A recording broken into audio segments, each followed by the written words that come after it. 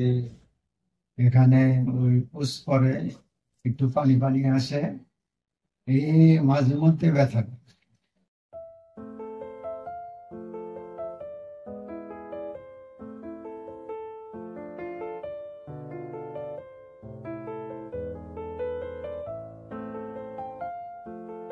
আসসালামু আলাইকুম।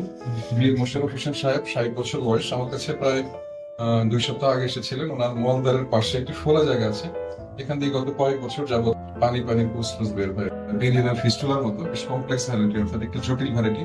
তো আমি তাকে একটা কোলোনোস্কোপি দিই, এমআরআই ফিস্টুলোগ্রাম দিই। ফিস্টুলোগ্রামে দেখা যায় যেটা বেশ কমপ্লেক্স ফিস্টুলা, বেশ লম্বা একটা ফিস্টুলা। আগামীকাল ওনার অপারেশন করার একটা ইচ্ছা। যে এখানে ওই পুষ পরে একটু পানি পানি আসে, এই মাঝে মধ্যে ব্যথা করে। পড়া হয়েছিল টিউমারের মতন, ওটা বইটা পুষ বের হয়ে ওটার মুখে এরকম হয়েছে।